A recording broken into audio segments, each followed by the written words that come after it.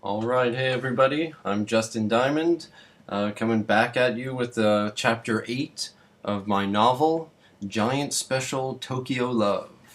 I call this chapter The New Bloke. Let's get started. Do I believe in reincarnation? Kind of. What I believe is a kind of a twist on the idea, really. I believe there is only one soul for the entire human race to share. What got me thinking about it was when a friend told me he was born on the day John Lennon died.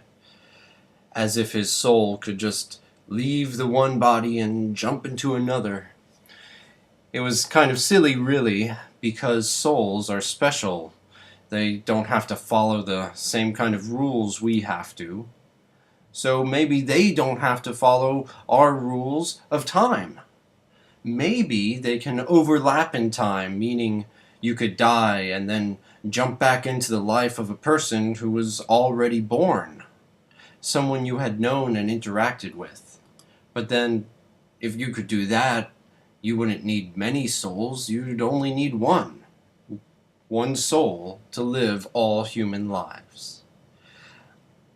My little one soul theory makes for great karma, you see, because if you do something bad to someone in this life, then at some point you're going to have to live that guy's life and receive the bad that you did.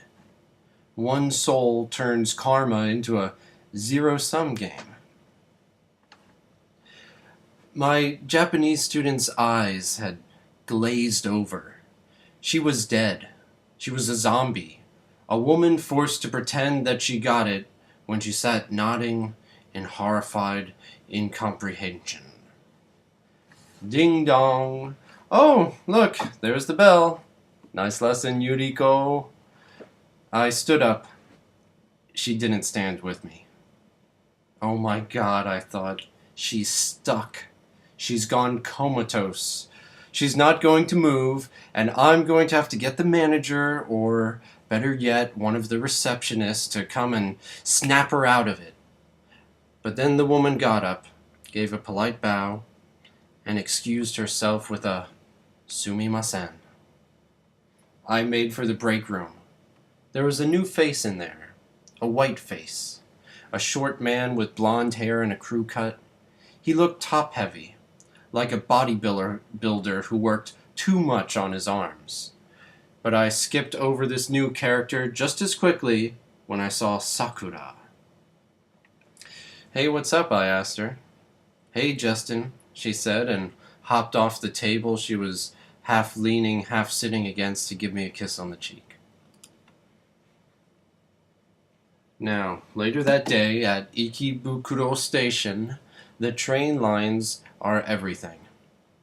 The question, what line are you on, can give a wealth of information.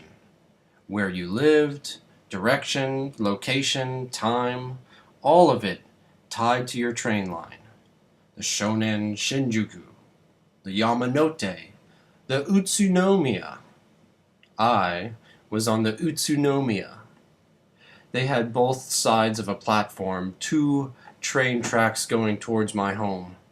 The train tracks on the left were for the slow train, the one that made all the local stops and would take an hour just to get to Omiya. And the tracks on the right were for the express train, the train that would get me home to Kuki without the extra stops. I was standing there, third in line, watching TV on my handheld when I looked up and saw the new guy from work. He reminded me of Guile from Street Fighter II. The same short, blonde hair. The same massive arms, only this guy was short as a dwarf, whereas Guile had long legs. With great bass, a thunderous roar, and a gust of wind, the train on the left side of the tracks pulled in. The slow train. The new guy looked at the train as it slowed to a screeching stop. In those few moments when the train was pulling in, but before it stopped, he looked from the train to the cryptic Japanese schedule to the void of where the express train would appear in a few minutes. And then the slow train stopped and the doors opened and a flood of people came out, while the people waiting formed a line to flood in behind them. The new guy joined the flow of people into the slow train.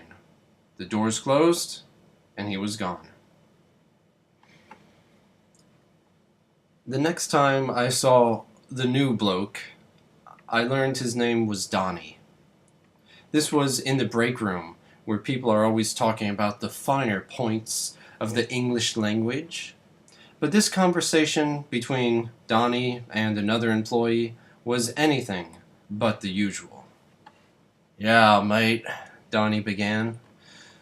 "This Japanese bloke bumped me on the train, mate. He just smashed into me, and then turned around and laughed in my face for it."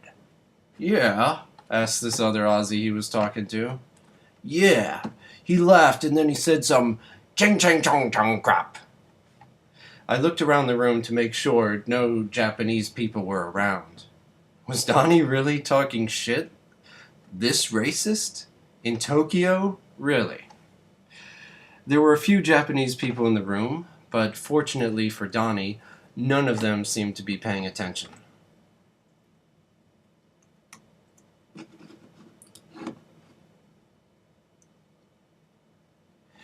"So I smashed him," Donnie yells, pumping his fist. "Take that, you cunt," I spat at him. Ha ha ha.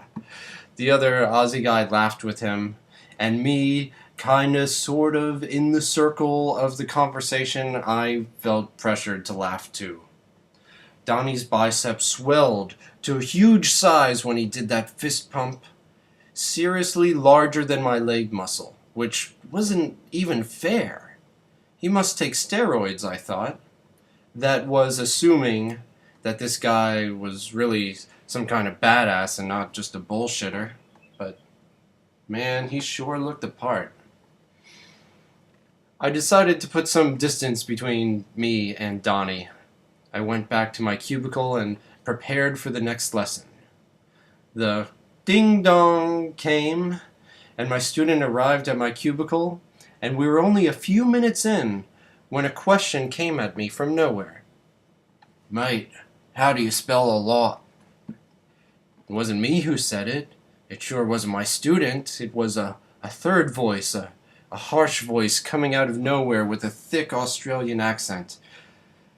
I was so surprised by it that I had to shake my head to figure out that someone had broken the sanctity of my lesson. "Mate, how do you spell a lot?" Donnie asked again. He was poking his head into my cubicle. What? It was such an odd question, I was floored. "A lot, like heaps. How do you spell a lot?" Donnie asked me. Did Donnie book a lesson in this time slot? Was he actually leaving his student alone during a lesson to come ask me this? It was a big no-no, but he was new. He must not be familiar with the procedures. A-L-O-T. It's 2 words. Thanks, mate. In all fairness, the best way to sound authentically Australian is to replace the phrase "a lot" with "heaps." So maybe he didn't really have much experience with American English, but still any English speaker should know a lot, shouldn't they? Definitely, Donnie wouldn't last long at this job. But at the end of the day, I found myself on the same Shonan Shinjuku train line as him. Same platform, waiting for the same train. He was on my side of the platform now, on the express train side. "So, I saw you here the other day, your first day, and you took that slow train. I guess you really wanted the express to Omiya?" "Yeah, mate, that fucking train. It took me 2 hours to get home from my first night." It turned out Donnie lived in a little town I'd never heard of called Miyahara. It was only 1 stop away from Omiya. We rode much of the train ride in silence. Sure, I had my headphones to put on my face and my hand held to glue my eyes to, but Donnie didn't have one, and it would have been awkward for me to put on my headphones and shut him out like that. But it was also just as awkward not saying anything to him while we were packed in this Tokyo train together. Two gaijin standing on a train in Tokyo together was never a coincidence. Just as the train was slowing down for Omiya, Donnie's face lit up. "You want to grab a beer, mate?" "No, I gotta go home. Besides, I'm not really a drinker," I said. "Ah, you a faggot then, you a pothead?" he asked me, and it was so direct and blunt that I answered him honestly. Yes. I instantly regretted it, because I wasn't sure which question I was answering yes to. And if he was asking about orientation or smoking, but I figured if I had any chance of getting high in Tokyo, Donnie might be a good friend to have after all.